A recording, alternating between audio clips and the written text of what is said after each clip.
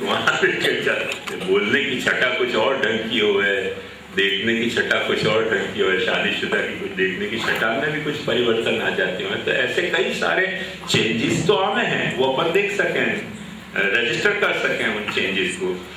तो वो जो चेंजेस आ रहे हैं एग्जैक्टली वही तरह से महाप्रभु जी ने कृष्ण को आराध्य तरीके स्वीकारे हो। कृष्ण में कुछ तो चेंजेस आएंगे कि नहीं वाकई हिसाब से। अपने यहाँ के लिए बड़े टेक्निकल शब्द है भावात्मक स्वरूप। भावात्मक स्वरूप क्या माने, कोई को भाव ऐसा है कि ये मेरा आराध्य है, वह भाव को कॉरेस्पॉन्ड कर तो भयो कोई को स्वरूप। जैसे पत्नी को ये भाव है कि ये पुरुष मेरा पति है, तो पति को जो स्वरूप है वो भावात्मक स्वरूप है। पहचान अपने शरीर में पा सके हैं कि मनुष्य, लिहाजा मैंने अपन समझ सकें कि सींग नहीं है, पूंछ नहीं है, चार पैर नहीं है, बड़े बड़े दांत नहीं है, तो मनुष्य वाह एंगल सो। तो पति होने की क्या पहचान है? औरतें तो समझो टीकी वीकी लगा के, मंगलसूत्र पहन के और कई कई तरह के वेडिंग रिंग पहन के वो पहचान अपनी आर्टिफिशियल प्रकट करती है, पर अदरवाइज तो हमें पहचान क्या है कि कोई पत्नी है या पति है, कोई भी पहचान नहीं है। वो पहचान दिखलाई देने वाली पहचान नहीं है, वो तो कोई को भाव है, कोई को ये भाव है दिल को कि ये मेरा पति है, ये मेरी पत्नी है। वह भाव को वो कॉरेस्पॉन्ड कर रहे हो है। कॉरेस्पॉन्ड का मतलब क्या कि डिवोर्स देके जैसे साजन घर भले तैसे भले विदेश नहीं हो गए हो है, तो पति है। वो भाव खंडित हो गए तो वो पति नहीं रह गए हो। तो देखो दो बात में फर्क आ गया हो। समझो कि आपको भाव खंडित हो गए हो माता पिता के प्रति, कोई कारण से झगड़ा हो गया हो, माता पिता के प्रति भाव आपको खंडित हो गया हो, बस क्या माता पिता को माता पिता होने को तथ्य कैंसल हो जाएगा? कैंसल नहीं होगा। जो माता पिता है वो तो माता पिता रहेंगे ही। कौरव पांडव जैसे आपस में झगड़ गए, ऐसे दो भाई आपस में झगड़ जाएं, एक दूसरे के मारा मारी करके हत्या पे आमादा हो जाए, पर वो जो तथ्य है कि दोनों भाई हैं वो कैंसल नहीं हुआ है। तो वो स्नेह के भाव पे निर्भर होने वालों का स्वरूप नहीं है, वो उनके आपसी कोई संबंध पे निर्भर होने वाला स्वरूप है। तो एक ऐसा स्वरूप के जहाँ में कोई संबंध की अपेक्षा नहीं है, कोई एक ऐसा स्वरूप के जहाँ में कुछ संबंध पे निर्भर हो तो वह स्वरूप है। वाके बाद तीसरी स्टेज एक ऐसी आ रही है कि केवल संबंध से भी आगे बढ़ के बाद भाव पे निर्भर हो तो वह स्वरूप है। कौन से गुरु के माथे पे सींग होवे या कौन से शिष्य के पीछे पूंछ होवे, गुरु शिष्य को संबंध क्या है? भाव को संबंध है।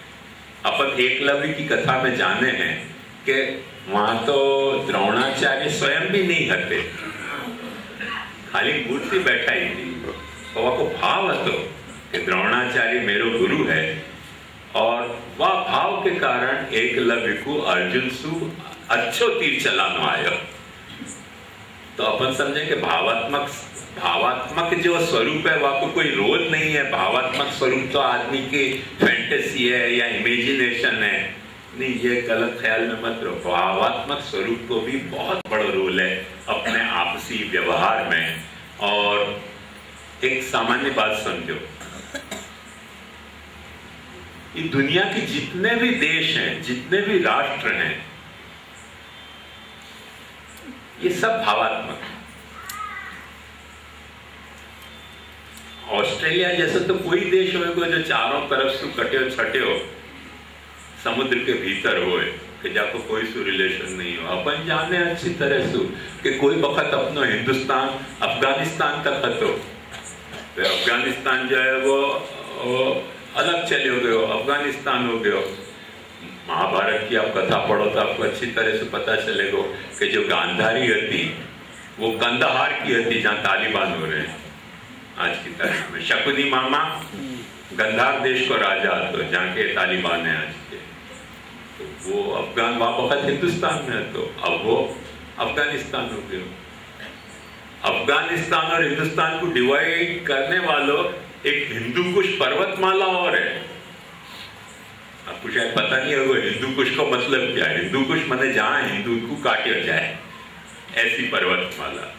तो कितना बड़ा डिवीजन हो गया। अब हिंदू कुश के या तरफ हिंदुस्तान है, हिंदू कुश के वा तरफ अफगानिस्तान है। बहुत अपने को जो डिवाइडिंग जो बाउंड्री है वो बहुत शार्प और बड़ी गहरी लग रही है। और वो कब पैदा हुई? पहले नहीं है, अब पैदा हो गई। हिंदू कुश के बाद भी जो है तो वो हिंदुस्तान है तो सिंध पूरो वो पाकिस्तान हो गया, पाकिस्तान हो गया तो पाकिस्तान हो गया, बाकी बचे हिंदुस्तान रह गया। तो जो देश जितने भी हैं इनमें कोई में भी न तो या तरीके को शुद्ध अपने दम पे खड़े रहने को संबंध है, न कोई देश को संबंध स्वरूप या तरीके को हुए कि जो अपने आप कोई के रिलेशन से पैदा होते हुए देश को स्वरूप जो है जाकू आपने अपनो देश मान्यो, जितनो मान्यो उतनो अपनो देश है। आपने शायद सुनियो होगा बहुत प्रसिद्ध जोक है इंडिया की पॉलिटिक्स को कि जब वक्त चीन ने अक्साई चीन ले लियो तब पार्लियामेंट में बहुत जोर से चर्चा भरी बाकी कि अक्साई चीन कैसे ले लियो चीन ने, और फिर नेहरू जी को खुलासा देने आने पड़े। तो दादर में एक्साइटमेंट में नेहरू जी ने ऐसे कह दियो कि वहां तो एक घास को तिनका भी नहीं उगे है, तो वहां पे क्या इतना हल्ला मचा रहे हो, अक्साई चीन ने ले लियो। तो राम मनोहर लोहिया ने कही कि प्रधानमंत्री जी से मैं आवेदन करता हूँ कि जरा अपनी टोपी उतारें। लेकिन टोपी का क्या मतलब, बोले 1 मिनट उतार तो सही। तो नेहरू जी ने टोपी उतार के दिखाई तो उन्होंने कही आपके यहाँ भी एक भी बाल नहीं है, तो ये भी चीन को दे दें क्या? बाल होने नहीं होने से हिंदुस्तान के होने नहीं होने का क्या फर्क पड़ता है? वहां भी एक तिनका नहीं है, यहाँ भी एक तिनका नहीं है, तो ये भी चीन को दे दें क्या? ऐसे राम मनोहर लोहिया ने मजाक उड़ा दी थी बात। पर अपन समझ सकें कि ये होए कि नहीं होए, आइदर साइड में कुछ फर्क नहीं पड़ रहा है। जाकू अपन ने माने अपनो सो अपनो है, जाकू अपन ने अपनो नहीं मान्यो सो अपनो नहीं रह जाए। तो ये भावात्मक संबंध है। जितने भी राष्ट्र है वो भावात्मक संबंध है। पर पृथ्वी ध्यान से देखो भावात्मक इश्यू नहीं है। पृथ्वी अपना भाव है यानी ये पृथ्वी है, ऐसे अपन नहीं कह सके। आपको भाव होए कि पृथ्वी है, चाहे भाव नहीं होए कभी पृथ्वी तो पृथ्वी ही है। ये बात अलग है। देखो बादशाह, मैं आपकी ये सारी बात ये क्यों समझा रहे हूँ कि ये जो स्वरूप की जो विविधता है वो आपको ख्याल में आवे। अपन पृथ्वी को मातृभूमि कहें, अंग्रेजी में मातृभूमि नहीं कहें, फादरलैंड कहें। मदरलैंड तो अपनी मातृभूमि को ट्रांसलेशन करके कहें। अंग्रेजी को जो मुहावरा है वो मदरलैंड को नहीं है, फादरलैंड को है। मेल डोमिनेटिंग कुछ फिनोमिना अपने मातृभूमि को फिनोमिना है। तो मातृभूमि है कि पितृभूमि है, ये पांचों सारो भाव को प्रश्न हो गया। अपन भारत को मातृभूमि माने करके वाकू देवी माने हैं, वाकू साड़ी पहरावे हैं, वाकू चेहरा भी औरता न बनावे। कोई समझो फादर्स लैंड मानते हो तो मूछ बनाएगो, तलवार बनाएगो, तीर बनाएगो, भाला बनाएगो, फादर्स लैंड है। वाको चित्र वो कैसे बनाएगो? फर्क पड़ जाएगा ना चित्र में। वो कागज पे या पत्थर पे बनाए भाई चित्र को सवाल नहीं है। ये सवाल है वाके मन में क्या चित्र उभर रहे हो, वाको सवाल है। एग्जैक्ट वही फैशन सु जा फैशन सु शादी करने के बाद एक लड़का या लड़की के मन में एक चित्र उभरा है कि ये मेरा पति है, ये मेरी पत्नी है। वो जो चित्र उभर रहे है वह चित्र उभरने को ये सवाल है। तो ऐसे ही महाप्रभु जी के मन में एक चित्र उभर है कि कृष्ण मेरो आराध्य है, और कृष्ण ने वाकू कॉरेस्पॉन्ड कियो करके कृष्ण के स्वरूप में भी वह तरीके को कुछ परिवर्तन आ रहे हैं। वो महाप्रभु जी को भावात्मक स्वरूप, अब मैं समझूं कि आपको भावात्मक स्वरूप कैसे होवे वह कंसेप्ट को खुलासा हुए अपने आपन के भावात्मक स्वरूप है। तो भावात्मक स्वरूप का मतलब ये कि कोई के भाव को वो कॉरेस्पॉन्ड करे। हमारे बड़े जमाई हैं वहाँ उदयपुर में प्रोफेसर, उनने एक बड़ी मज़ेदार बात सुनाई, तो अभी भूली नहीं क्या ऐसी है। तो उनके साथ कोई चल रहे हो तो वो चलते चलते कोई लड़की वहाँ से गुजर रही थी, तो वहाँ को ताक झाँक कर रहे हो, तो ताकते झाँकते झाँकते कचरा को डब्बा है वहाँ में गिर गए हो। उन्होंने कहा यार तुम कैसे ढंग से चल रहे हो, ठीक तरह से देख के तो चलो, लड़की को ताकने में तुम कचरा के डब्बा में गिर गए, यानी कि तुम नहीं समझ रहे हो मेरे दिल की हकीकत कि यदि वो लड़की नहीं मिली तो मेरा स्थान कचरा का डब्बा ही। ये जो आपका इश्यू है भावात्मक इश्यू है। एक आदमी सोच रहा है कि ये आदमी बेवकूफ है कि लड़की को ताकते ताकते कचरा के डब्बा में गिर गया, दूसरा आदमी सोच रहा है कि नहीं नहीं, यदि वो नहीं मिल रही है तो मेरा यही स्थान है। अब यहाँ में कौन सच्चो कौन खोटो, भावात्मक स्वरूप को अपने को खुलासा नहीं मिला।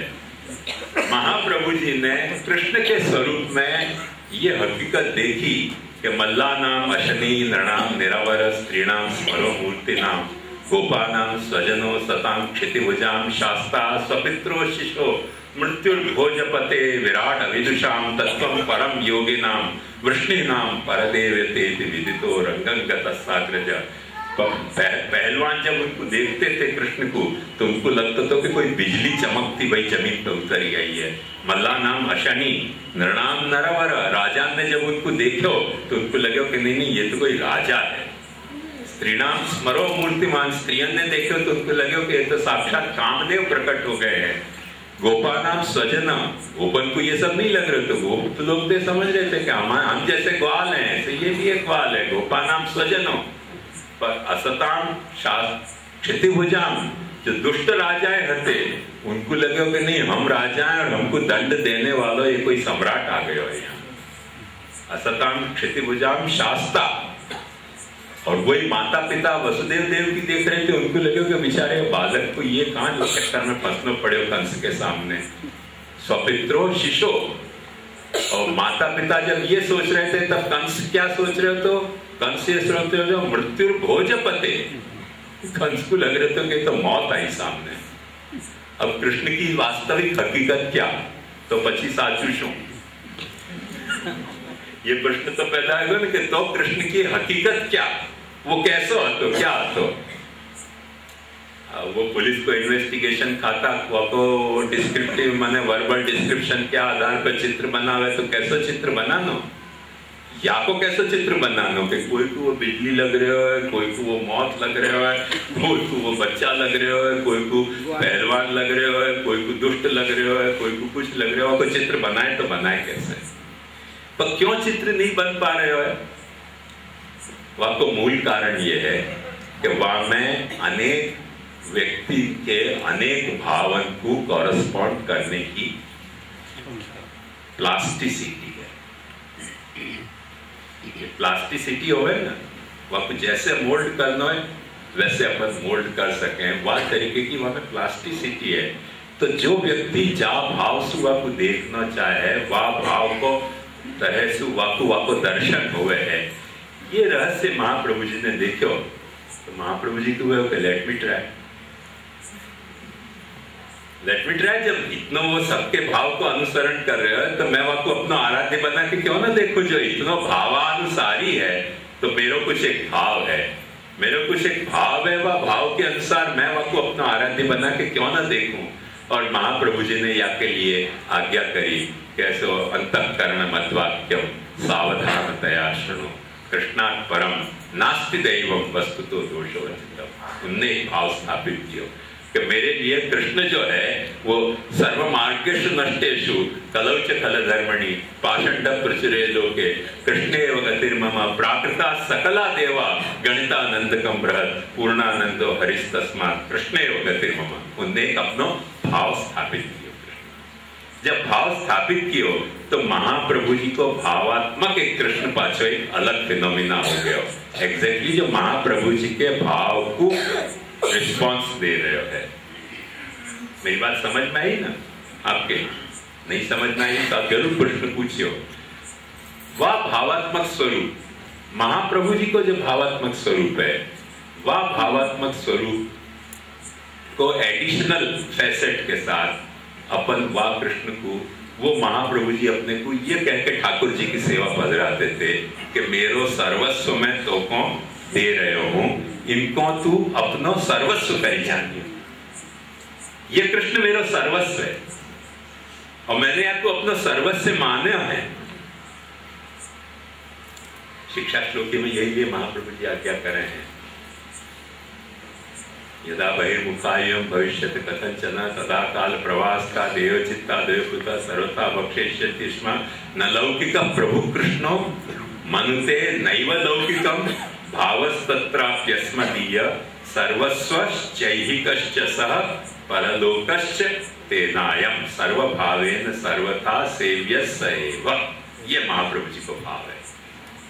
इन नक्शल में महाप्रभु जी को भाव क्या है, वक्त महाप्रभु जी खुद यहाँ डिस्क्लोज कर रहे हैं। कैसो मेरो ये भाव है कृष्ण के बारे में कि कृष्ण जो है वो अपना लौकिक प्रभु नहीं है।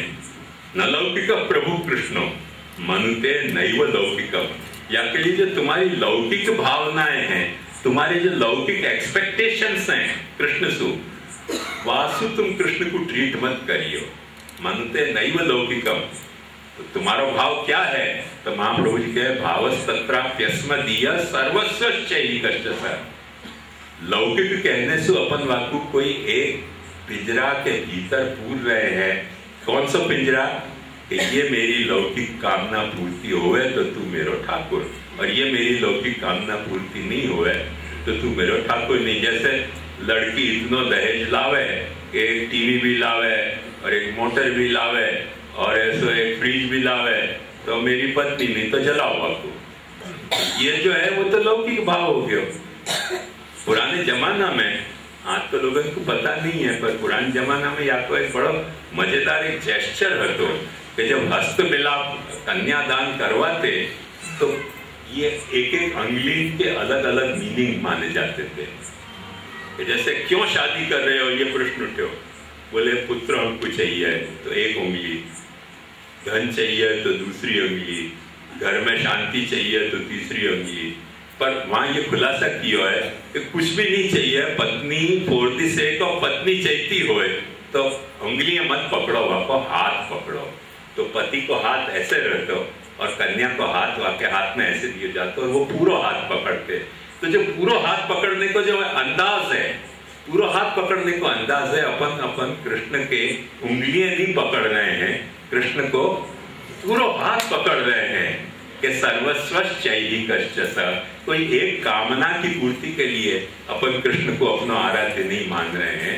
कृष्ण को अपन जैसा है, जो कुछ है, अपने लिए अपनी कामना को पूरी करे या अपनी कामना को पूरी नहीं करे, तू जैसा है वैसा मुझको एक्सेप्टेबल है, या अर्थ में अपन कृष्ण को पकड़ रहे हैं। वह बात को महाप्रभु जी कह रहे हैं, कैसे भावस्तत्राप्यस्मदीय सर्वस्वश्चैहिकश्च सह, अपनो सब कुछ वो है, परलोकश्च तेनायं सर्वभावेन सर्वथा सेव्य सएव गोपीश। तुम बापू कोई एक भाव के रंग में कन्फाइन करके मत बजो। कई लोगों को भ्रांत धारणा, खास करके यहाँ राजस्थान में बहुत सताती है कि वल्लभ संप्रदाय में तो बाल भाव की सेवा है और वल्लभ संप्रदाय में जो है वो किशोर भाव की सेवा नहीं है। अरे भाई, कौन महाप्रभु जी को तो पढ़ो नहीं तो ऐसी फितुर कोटि तुमको सोच रही है। महाप्रभु जी स्पष्ट आज्ञा कर रहे हैं कि सर्वभाव सु सेव्य है। सर्वभाव सु सेव्य को मतलब क्या? कि यदि माँ है तो तू है, बाप है तो तू है, दोस्त है तो तू है, और सखा है तो तू है, बेटा है तो तू है। क्योंकि कृष्ण ने वो सारे संबंध निभाए हैं।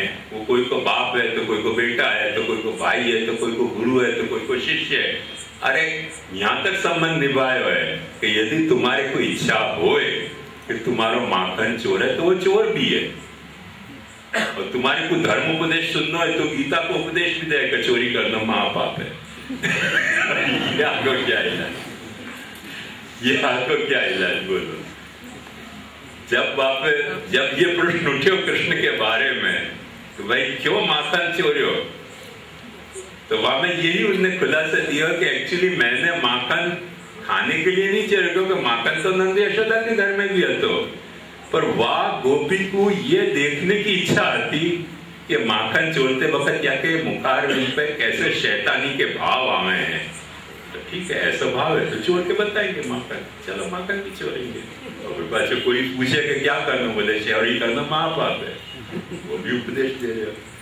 क्योंकि कृष्ण जो है वो सर्वभावे न सेव्य है, सर्वभावे न सेव्य। कोई एक भाव में वहां की सेवा को अपने यहाँ विधान है नहीं। अपन अपनी सेवा के प्रकार में जाने हैं कि नंद यशोदा जी के बाल भाव के कीर्तन गावे, गोपिकांत के जो हैं वो मधुर भाव के कीर्तन गावे, गोप बालकन के सखा भाव के कीर्तन गावे, यहाँ तक के कीर्तन गावे कि मत खेलो यार, शैतान है, अंचाई करे, घूंघट करे, ताशों को खेले। अब भगवान फिर सौगंध खा के कहेंगे अच्छा भाई नंदराई जी की सौगंध खा के कह रहे हूँ गलती हो गई, खेलते खेलते मैं थोड़ी बदमाशी करी पर अब नहीं करूंगा। तो भाई दोस्तन में ऐसा भाव है तो कृष्ण वह भाव को भी रिस्पॉन्स देने तैयार है। कृष्ण के साथ ये प्रॉब्लम नहीं है। ये जो एक पहलू है कृष्ण को कि वो तुम्हारे जो भाव तुम्हारो होए वाकू वो अनुसर सके है करके अपनी हिम्मत पड़ी, अपनी यानी महाप्रभु जी की हिम्मत पड़ी है। तो फिर क्यों नहीं अपन अपने भाव सुबह की सेवा करें। और महाप्रभु जी को भाव क्या है कि सब कुछ तू है। वह भाव से महाप्रभु जी ने कृष्ण को अपना सेव्य मान्यो है। महाप्रभु जी ने या भाव से कृष्ण को अपना सेव्य नहीं मान्यो कि शादी नहीं हो रही है महाराज, एक आध अच्छी लड़की दिला दो तो तुम तो बहुत बड़े भगवान हो, 56 भोग करा देशा खाको और अंकुट करा देशा और डोला भी चला दे। अरे तेरी कोई भाव है? ये महाप्रभु जी को भाव नहीं है, ये तो शनिश्चरण के भाव है कि शनि नड़ रहे हो तो तेल को दान दे दियो, तो शनि को दशा उतर गई तो चलो तेल को दान दे दियो। ये सब भाव महाप्रभु जी के भाव नहीं है। महाप्रभु जी को अलग भाव है कृष्ण भजने में। हमारे यहाँ बम्बई में हमारे बड़े मंदिर के बाजू में एक पंचमुखी हनुमान का मंदिर है। बड़ा मजेदार पहलू बताऊंगा। तो बेचारे हनुमान जी वैसे तो एकादशी को व्रत करते रहे, बहुत कम आरोग्य हनुमान जी बालाजी जी को, आप यहाँ बालाजी को, पर जब परीक्षा आने वाली हो है ना तो वो हनुमान जी के बाजू में एक पेड़ा की दुकान भी है।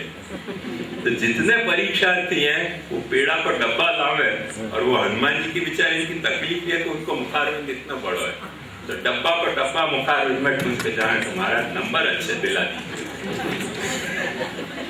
मैं अक्सर यही बात सोचता हूँ कि मैं हनुमान जी होता तो फेल ही करूँ दुष्ट को, पेड़ा खाने के बजाय आप डब्बा का क्यों मुंह में धरे हो।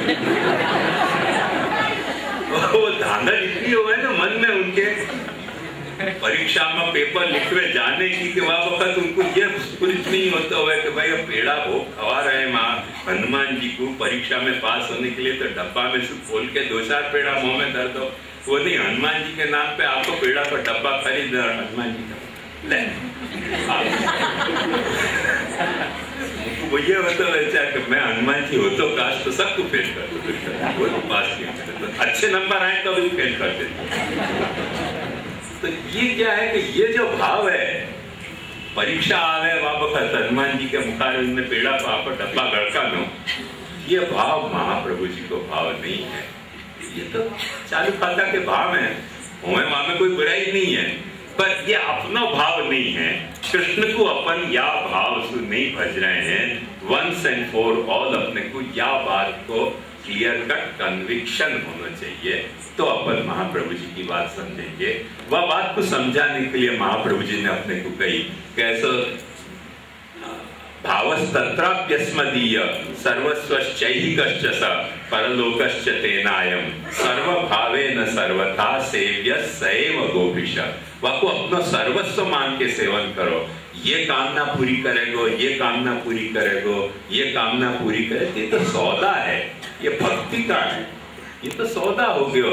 तुम कुछ सौदा कर रहे हो और तुमने भगवान को इतना बेवकूफ माने हो कि तुम जो है वो आपको 5,000 रुपया भेंट कर रहे हो और वापस प्रार्थना कर रहे हो कि लाख रुपया हमारा बिजनेस में फायदा करा दे जो। मतलब भगवान नहीं हो, नहीं तो मैं 5 वो मैंने जो आपको बताई नहीं बात किसान वाली, वही काम करना चाहिए ना। आज एक मैंने बड़ी अच्छी किसान की बात बताई, आपके सुनने लायक है। एक साइंटिस्ट ट्रेन में जा रहे हो तो अचानक वहाँ मन नहीं लगे तो आने साथ में किसान बैठे हुए होते, वासु ने कही तो चल टाइम अपन पास करें। कैसे टाइम पास करना? बोले देख तू कुछ सवाल मुझसे पूछ, यदि मुझको उत्तर नहीं आया तो मैं साइंटिस्ट हूँ, 10 रुपया तो दूंगा। तू एक सवाल मुझसे पूछ, तो कुछ नहीं सवाल का जवाब, मैं एक सवाल पूछूं तो कुछ सवाल का जवाब नहीं आया तो तू 1 रुपया दे दीजिए, क्योंकि तू साइंटिस्ट नहीं है, बेवकूफ है, अनपढ़ किसान है। मैंने कहा ठीक है चलो पूछा। गेम स्टार्ट नहीं, गेम स्टार्ट होते ही मैंने किसान को अच्छा तुम पहले पूछो क्या है। किसान ने कही कि एक जानवर ऐसा है कि जाके 3 पैर में, या को पेड़ चढ़ने में 3 मिनट लगे हैं, पेड़ उतरने में 20 मिनट लगे हैं, चढ़ते वक्त पूंछ जो है, उतरते वक्त पूंछ बाकी माथा पे वो टिका दे, वो जानवर कौन सा बताओ? साइंटिस्ट घबरा गया। बहुत सोचे, कई तरह की स्पीशीज जीनस सब सोचे, पर याद नहीं कि कोई जानवर ख्याल में नहीं आते। कि चल हाल कबूल करी, 10 रुपया ले, अब बता कौन सा जानवर है? बोले मैं कहाँ जानू, 1 रुपया 1 रुपया तू ले ले। तो भगवान भी भगवान भी यदि अपन भगवान को मनोरथ करें कि 5000 रुपया तुम ले लो और 1 लाख रुपया हमको दे दो, भगवान क्या कहेगा? 95,000 तुम रख जा, 5 तू तेरे पास रखे मत दीजिए, बस बात हो गया, अपना मनोरथ पूरा, मानता पूरी हो गई। भगवान भी तो यही बात करेगा ना। ये बात अपने में समझ चाहिए, भगवान को इतना बेवकूफ है क्या? इतना बेवकूफ हो तो दुनिया बना कैसे सके? तो मनुष्य एक ऐसा प्राणी है, दुनिया में गधा भी भगवान को इतना बेवकूफ नहीं समझे जितना मनुष्य बेवकूफ समझे। जितना मनुष्य भगवान को बेवकूफ समझे उतना गधा भी भगवान को बेवकूफ नहीं समझते होगा। अकबर इलाहाबादी ने बहुत अच्छी बात कही कि हम उन कुल किताबों को काबिले जब्ती समझते हैं कि जिनको पढ़ के बेटे बाप को खपती समझते हैं। जिन किताबों को पढ़ के बेटा बाप को खपती समझते हो, उन कुल किताबों को काबिले जब्ती समझते हैं। ऐसे ये सब काबिले जब्ती बातें हैं कि भगवान को अपन ऐसा बेवकूफ मान रहे हैं कि 5000 रुपया ले लो, कुछ नैवेद्य चढ़ा दो और महाराज 1 लाख रुपया दे दो, बिजनेस में प्रॉफिट करवा दो हमको। अब तुम्हारे पास नहीं जाए तो कौन के पास जाए? तो भगवान इतना बेवकूफ है? 5000 लेते तुमको ऐसा 95,000 दे, काय को दे दो?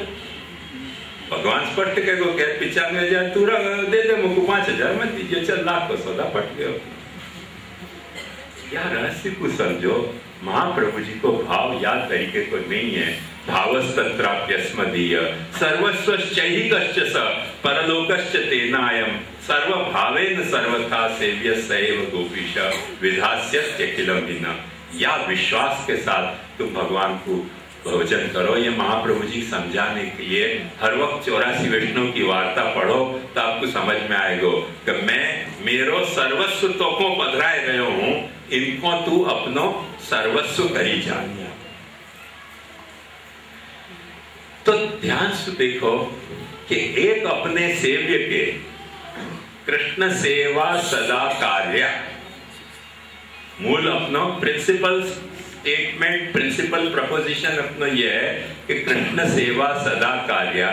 वह कृष्ण के पहलू कितने हैं कि वो ब्रह्म है, वो परमात्मा है, वो भगवान है, वो कृष्ण के रूप में अवतीर्ण भयो है, वो महाप्रभु जी को भावात्मक स्वरूप है और अपने घर को ठाकुर है, अपना सर्वस्व है। इतने 6 पहलू आके अपने को साफ सुथरे तौर पर समझ में आवे। इन पहलुओं को जो सिद्ध और साध्य होने को जो रिलेशन है कि हमें से कौन सा पहलू सिद्ध है और कौन सा पहलू साध्य है, तो मैंने आपको कल बताया कि हर सिद्ध जो है वो कोई न कोई साध्य में कल्मिनेट हो जाए है और वो साध्य पाछो सिद्ध बन जाए है। एग्जैक्ट मॉडल क्या वाको अपन यह समझ सके कि हर पिता जो है वो कोई न कोई को तो पुत्र तो ही ना, कोई न कोई को पुत्र तो फिर पिता बन गयो, फिर वह एक पुत्र हो गयो, वो पुत्र भी पास कोई को पिता बन जाए। तो पिता और पुत्र की कैसे साइकिल चले है, ऐसे सिद्ध और साध्य की निरंतर चलती एक साइकिल है कि हर सिद्ध को मैंने आपको वादिन भी उदाहरण देकर बताया तो कि पत्थर सिद्ध है पर मूर्ति जब अपन घड़ रहे हैं बाकी तो वो साध्य है। घड़ी भई मूर्ति पाछी सिद्ध हो गई पर वाकु जा वक्त अपन सिंगार रहे हैं, जा वक्त वाकु अपन सजा रहे हैं, या वाकु जा वक्त अपनी सेवा या पूजा में पधरा रहे हैं, वह वक्त को पाची साध्य हो गई। ऐसे सिद्ध और साध्य एक दूसरे में से निरंतर निकलती भाई पैदा होती भाई प्रक्रिया है। ऐसे ब्रह्म, परमात्मा, भगवान कृष्ण, महाप्रभु जी को भावात्मक स्वरूप और अपने घर को ठाकुर में सिद्ध और साध्य होने की एक निखरती भाई प्रक्रिया है। वह बात को अपने को ध्यान देना पड़ेगा। और या मैं कौन से स्टेज पे भक्ति के, सेवा के कौन से पहलू को, पॉइंट को प्रेशराइज किया जा रहे है, वो बात अपने को थोड़ी ध्यान से यहाँ समझनी चाहिए। अब आप ध्यान से देखो कि वह श्री कृष्ण के जो ब्रह्म होने को पहलू है, वो अपनो ज्ञान को विषय है। अपन आपको ब्रह्म तरीके जाने हैं कि ये ब्रह्म है, ये ब्रह्म है या तरीके के जाने हैं। ब्रह्म की परिभाषा बहुत सरल बताई है, यतो वा इमानि भूतानि जायन्ते येन जातानि जीवन्ति यत् पर्यन्त अभिसंविशन्ति तद् जिज्ञासस्व तत् ब्रह्म। जो कुछ है सब ब्रह्म ही है, ब्रह्म के अलावा जगत में कुछ भी नहीं है। तो ये शंकराचार्य को जो केवलाद्वैत को दर्शन है, वो अपने यहाँ अपने सेव्य के ब्रह्म के पहलू में अपन ने वाको एकोमोडेट किया है कि वो अद्वैत है, वाक्य अलावा कुछ नहीं है। एकमेवा द्वितीयम ब्रह्म नेह नानास्ति किंचन। ब्रह्म से बाहर कोई चीज है नहीं, ब्रह्म के अलावा कुछ है नहीं, जो कुछ है सो ब्रह्म है। मैंने अपने यहाँ तो नहीं कहा है, पर मैंने वो ताओ के वहां में बताया तो कि वो चुंग ने वहां को पूछी कि तुम सब कुछ ताओ है ऐसे कह रहे हो, तो क्या चैंटी ब्रह्म है? ताओ ने, वो चुंग ने कही कि हाँ चैंटी ब्रह्म है। तो उनकी चैंटी के जा धूल में लौट रही है, वह धूल ब्रह्म है। क्या वो धूल ब्रह्म है? वह धूल से जो माने कीचड़ पैदा हो रहे हैं वो ब्रह्म है, वानी कि वो ब्रह्म है। सबसे बात उपनिषद ने वाकी बहुत सुंदर कही कि यदस्ति यद नास्ति तत् सर्वम ब्रह्म। जो है और जो नहीं है सब कुछ ब्रह्म है। भाई आगे ज्यादा कितनी चर्चा करनी बात। कोई भी चीज ऐसी हो ही नहीं सके कि जो ब्रह्म नहीं है। एक साइंटिस्ट ने बहुत अच्छी बात कही है, याद है।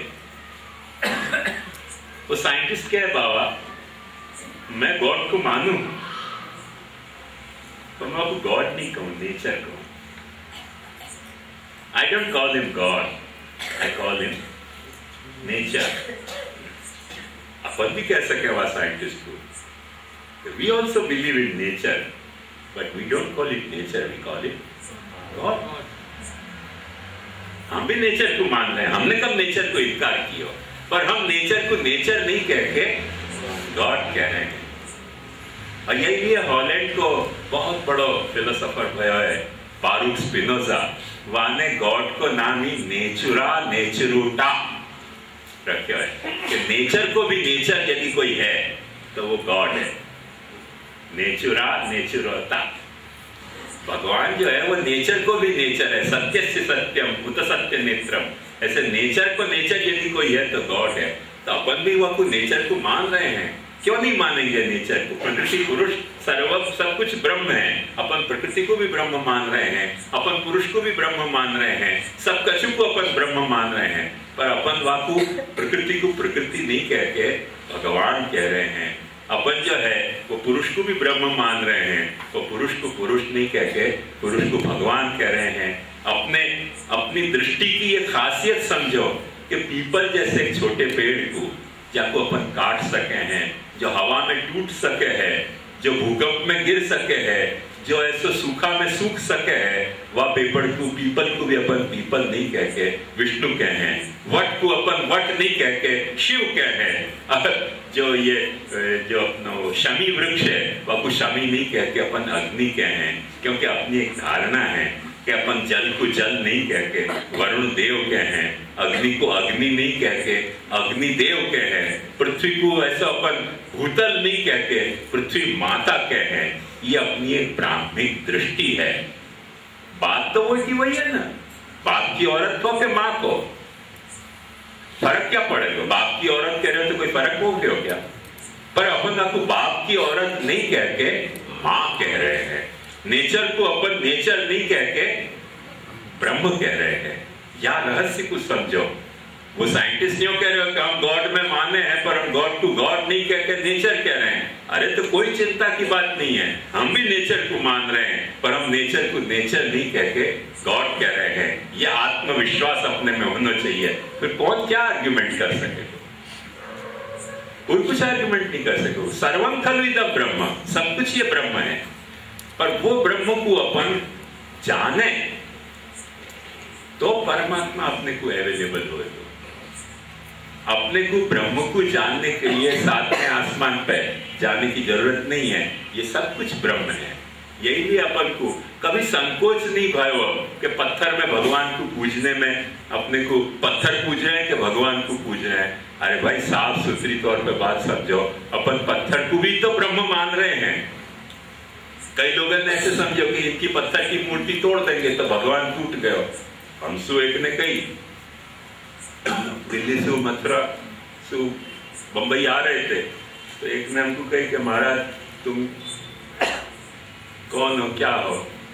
हम वैष्णव है। बोले क्या धर्म में मानो? वैष्णव धर्म में माने। कौन को भगवान मानो? कृष्ण को भगवान माने। भगवान मान के क्या करो? कृष्ण की सेवा करे। बोले अच्छा मूर्ति को पूजते हो? हाँ मूर्ति को पूजते हो। तो बोले जब मोहम्मद गजनवी आया और जब उसने सोमनाथ को तोड़ दिया तब तुम्हारे भगवान कहाँ गए थे? मैंने यार सोमनाथ का मतलब तो समझो तुम क्या होता है? क्या होता है? सोमनाथ का मतलब होता है हमारे यहाँ रुद्र भगवान। रुद्र भगवान का मतलब होता है जो तोड़ फोड़ करे। तो तोड़फोड़ करने वाला शिवलिंग के बजाय मोहम्मद गजनवी की तलवार में बैठा हुआ था उस वक्त। उसको अपन ना पाड़ सकते हैं, को बैठ नहीं सकता है, इसी यहीं बैठो यहाँ मत बैठो। उसकी इच्छा हो जहाँ बैठे, कभी शिवलिंग में बैठता है, कभी तलवार में बैठता है, कभी तुम्हारे सिर में बैठता है, कभी मेरे जवाब में बैठता है, कहीं भी बैठ सकता है वो। तो ये अपन तो सब कुछ जब ब्रह्म मान रहे हैं तो अपने को घबराने की जरूरत क्या है? वो घबरावे जिनको कहीं भगवान कहीं बैठे हुए उनको घबराहट की जरूरत है। वो रशिया को जो पहलो स्पुतनिक में जो उड़े हो तो ऊपर यूरी गागारिन, तो ऊपर जाते ही आने चारों ओर देख के कहीं कि मैं को यहाँ सारा ब्रह्मांड दिख रहे है और कहीं भगवान नहीं दिख रहे हो। पर एक बात ध्यान से समझो, अपन क्या कह रहे हैं? ऊपर स्पुतनिक में जाने के बाद भगवान नहीं दिख रहे हो, अपन ये नहीं कह रहे हैं कैसे भगवान दिख रहे हो कि नहीं दिख रहे हो। गुरु गोरखनाथ की बड़ी अच्छी कथा है यहाँ बारे में कि गुरु गोरखनाथ को कोई उनके भक्त ने हीरा भेंट कर दियो। अब वो कोई चेला दिख गयो, यानी कि अब तो गुरु भक्ति करे बिना छोड़ेंगे नहीं। गुरु भक्ति करेंगे तो हीरा मिलेगा ना अपने को। मैंने देख लिया कि कोई भक्त ने हीरा भेंट दे दिया और वो पीछे पड़ गया उसके कि आपके चरण सेवा करें, आपकी ये सेवा करें, नवाद है, कलाद है। तो गुरु गोरखनाथ समझ गए कि ये इतनी भक्ति अचानक क्यों हो गई? कुछ चक्कर है, अभी तक इतनी भक्ति नहीं थी, अभी अचानक इतनी भक्ति क्यों हो गई? तो समझ गए। तो वो उनने कई बार कही कि महाराज आपके साथ आज्ञा दो तो हम भी तीर्थ यात्रा में चलो। हमने कहा चलो। तो चलने लगे, काफी देर चले। अब वो क्या करे, गुरु ने हीरा कहाँ रखे हुए खोज तो रहे, हीरा मिले नहीं। 10, 15, 20 मुकाम के बाद शिष्य की धीरज फूट गई। मैंने कही महाराज थक गए हो मैं, अब मैं जानना चाहूँ, मुझको खाली एक रहस्य बता दो कि हीरा आपने छुपाया कहाँ? मेरे सामने तो बैठा है। मैंने कही तेरी झोली में। तू मेरी झोली में खोज रहे हो? मुझको पता थी कि तेरी दानत खराब भई है और मुझको ये पता थी कि तू तेरी झोली खोजेगा नहीं। मैंने तेरे जो हीरा बैठा है वो तेरी झोली में रख दिया ये और तू मेरी झोली टटोल रहे हो कि हीरा कहाँ, हीरा कहाँ? तो अपनो हीरा तो अपनी झोली में रखो भाई। यूरी गागारिन जो ऊपर जाके खोज रहे हो तो आके भीतर भगवान बैठे हुए हो तो ईश्वर सर्वभूतानां हृदयेषु जिन तिष्ठति ब्राह्मयन् सर्वभूतानि यंत्रारूढ़ानि मायया तमेव शरणं गच्छ सर्वभावेन भारत। वो तुम्हारी झोली में अंदर बैठे हुए हो, तुमको उपनिषद बहुत सुंदर याकू बात क्या है कि जाके कारण तुम बाहर की दुनिया को देख पा रहे हो, वो तुमको आंख से दिखेगा कैसे? जाके कारण तुम बाहर की आवाज सुन पा रहे हो, वाको तुम सुनोगे कैसे?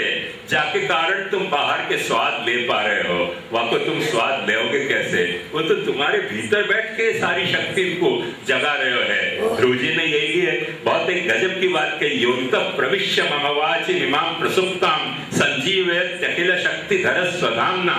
ये सारी जो मेरी शक्ति है, ज्ञान की, सोचने की, देखने की, करने की, उनको भीतर से बैठ के जो इंस्टिगेट कर रहे हो है, वो परमात्मा है। वो बाहर कहाँ दिखेगा? तुम यदि बाहर खोजने जाओगे तो कहीं नहीं दिखेगा, वो तुम्हारे भीतर छुपे हुए है। और भीतर छुपे हुए इतनी बात नहीं है, बाहर भी वो बैठे हुए है। पर बहुत अच्छी एक बात है, जो औरंगजेब के वक्त सरमद दत्त जो मेरा बहुत प्रिय शायर है, वह सरमद ने यार रहस्य को खुलासा में कहा है कि चश्मे जुज रंगे गुलो लालाओ बीनस वरना आंचे दर पर्दे रंगस्त पदीदार तरस। अपनी आंखें जो हैं फूलन के रंग को ताक रही हैं, उन फूलन के रंग को प्रकट करने वालों जो परमात्मा है, वह को देखने तक अपनी आंख पहुंचे नहीं है। आंच दर पर्दे रंगस्त पदीदार तरस्त। इन फूलन के रंग में जो प्रकट हो रहे है, वह को देखने की आंख हो तो हर फूल के रंग में परमात्मा को कोई रंग प्रकट हो रहे है। पर तुम्हारी आंखन की सीमा, तुम्हारी आंखन की जो क्षुद्रता है, वैसी है कि फूल को रंग दिखते दिखते अपने को बस बस बस बस बहुत हो गया, बहुत हो गया, बस और क्या चाहिए? फिर अपने को कहां से परमात्मा को रंग दिखे? पर वो फूल के हर रंग में परमात्मा को रंग प्रकट हो रहे हो। तमेव भांतम अनुभाति सर्वम, उपनिषद कहे तस्या भाषा सर्वमिदम विभाति। वाके भान के कारण हर चीज को अनुभान हो रहे है। जैसे ये लाइट के चमकने के कारण ये दीप चमक रही है, तस्या भाषा सर्वमिदम विभाति। तो अपनो परमात्मा नहीं दिखे है, वह तो कारण ये नहीं है कि परमात्मा नहीं है। पर गालिब ने भी यह बारे में बहुत अच्छी बात कही है कि उसे कौन देख सकता? वो यगाना है कि यगता, जो दुई की भूमि होती कहीं तो दो चार होता। वो एक है कि दो है, कौन देख सके? उसे कौन देख सकता? वो यगाना है कि यगता, जो दुई की भूमि होती, जो मेरे और वहां के बीच में द्वैत हो तो वो को दिखतो ना, वो और मैं एक हो गए हैं। चेतस तत् प्रवणम सेवा तत्सिद्धे तनु इत्तजा। यालिए वो नहीं दिखे, वो क्या है? वो नहीं दिखे हुआ तो कारण ये नहीं है कि वो नहीं है, पर वो और मैं एक हो गए हैं। वो और मैं एक हो गए, यालिए वो कोई नहीं दिखे। और मैं देखना चाहूं तो सब जगह वही दिख रहे है, वहां के अलावा कुछ दिख ही नहीं रहे है। पर आंखन में वो भरे होएगा ना, जैसे आंख पे गोगल सपन ने पहरी होए तो सारी दुनिया हरी दिखे, वरना तो हरो रंग दिखना बड़ा मुश्किल है आंख से। एग्जैक्टली वही बात है कि परमात्मा को महाप्रभु जी आज्ञा करे हैं कि चित्ते भगवत प्रेम संपादनीयम प्रेम संवलितम चित्तम सर्वत्र विद्यमानम भगवंतम स्वयमेव पश्यति। अपने चित्त में यदि भगवत प्रेम को संपादन हो गए हो तो प्रेम संवलित चित्त, भगवान जो सर्वत्र विराजमान है, वो सर्वत्र विराजमान भगवान को सर्वत्र देख पाएगो। पर प्रेम नहीं है तो दिखलाई नहीं देगो भगवान को प्रिय होने को स्वरूप, क्योंकि हर जगह वो प्रिय होने को स्वरूप प्रकट हो रहे है। ये एक रहस्य है। तो ये जो आपको परमात्मा होने को स्वभाव है, भगवान होने को, ब्रह्म होने के स्वभाव में वो अपनो किए है, तो परमात्मा होने के स्वभाव में वो अपनो प्रिय है। तो एक बात ध्यान समझो कि भक्ति की परिभाषा में अपन ये बात बता रहे हैं कि ज्ञान पूर्वक जो स्नेह, वाको नाम भक्ति। तो ब्रह्म को जान के परमात्मा को चाहनो, इतना तुमने स्टार्ट कियो। दो सिद्ध के आधार पर ये एक साधना तुमने स्टार्ट करी कि ब्रह्म को जानियो कि सब कुछ ब्रह्म है और परमात्मा को चाहो। तो ज्ञान पूर्वक स्नेह होते ही भक्ति की दोनों जो कंडीशन है कि ज्ञान पूर्वक स्नेह भक्ति है, वो तुम्हारे हृदय में अंगड़ाई लेने लगेगी। और जैसे ही वो भक्ति ने अंगड़ाई ली और तुमने वहां को भजन शुरू कियो, तो वो तुमको भक्त बना देगो और वाकु भगवान बना देगो। ये भगवान होने के तीसरे पहलू की बात है। पर जो चौथा पहलू मैंने आपको बताया कृष्ण को, वो सिर्फ भक्ति में सीमित नहीं है। कृष्ण के पहलू में ये बात ध्यान से अपन ने समझी कि कृष्ण को पहलू जो है वो सिर्फ भगवान होने को पहलू नहीं है।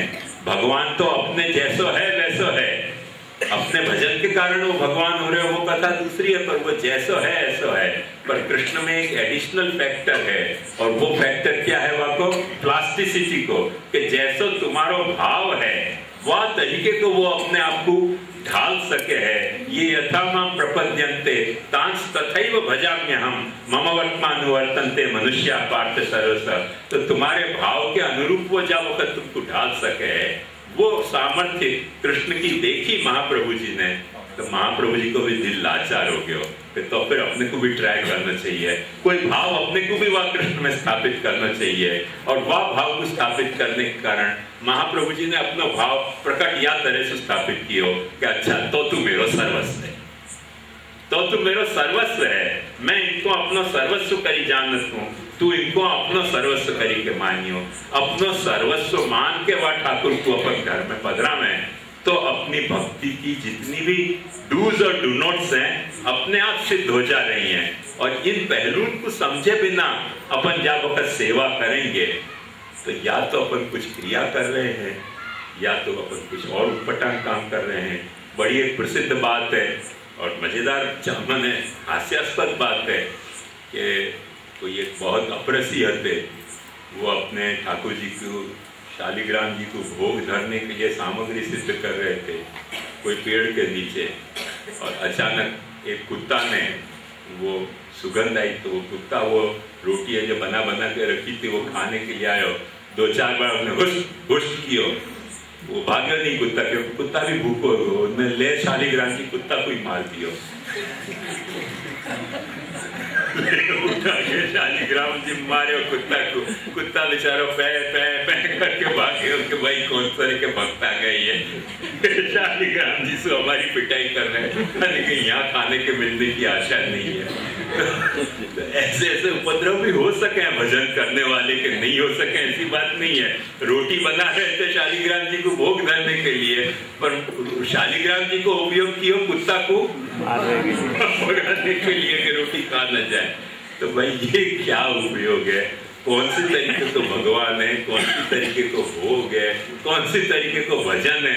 अपनी खोपड़ी काम नहीं करे, सोच सोच के परेशान है क्या कि या इलाई ये माजरा क्या है, दिले नादा तुझे हुआ क्या है, ये क्या काम हो रहे अपन समझ नहीं पाए। तो या तरीके को भजन को प्रकार महाप्रभु जी को नहीं है। वंस एंड फॉर ये एक बात समझो, ये सारे पहलू की जो उत्तरोत्तर सिद्ध साध्य रूपता है वहां पे ध्यान देखोगे तो आपको एक बात पता चलेगी कि महाप्रभु जी ने या सिद्धांत मुक्तावली में सेवा के भी 6 पहलू बताए हैं। कृष्ण सेवा सदा कार्या, मानसी सा परामता, चेतस्तत् प्रवणम सेवा, तत्सिद्ध्यै तन्वित्तजा, ततः संसार दुःखस्य निवृत्ति और ब्रह्म बोधनम। ये 6 पहलू सेवा के कैसे इन पहलुओं को साथ इंटरेक्ट कर रहे हैं ये अपन कल देखेंगे। आपको जो कुछ प्रश्न पूछना हो आप पूछ सकते।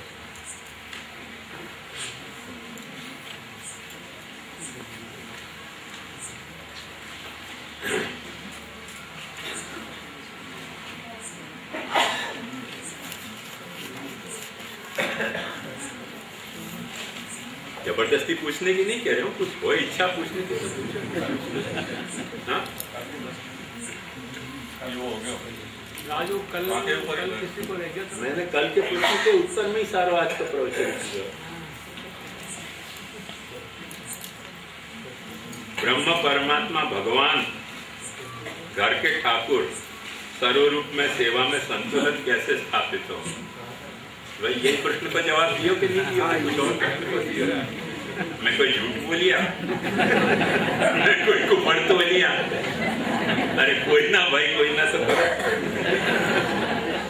यही प्रश्न को जवाब दियो और जवाब नहीं दियो। हाँ, और कुछ पूछना नहीं? पूछना तो अपन यहाँ समापन करें। कल अपन सेवा के इन 6 पहलू को विचार करेंगे। तो सेवा के 6 पहलू, इन 6 पहलुओं से कैसे इंटरेक्ट कर रहे हैं, आज को विषय पर यहाँ समापन करें। दृढ़ेन शरणं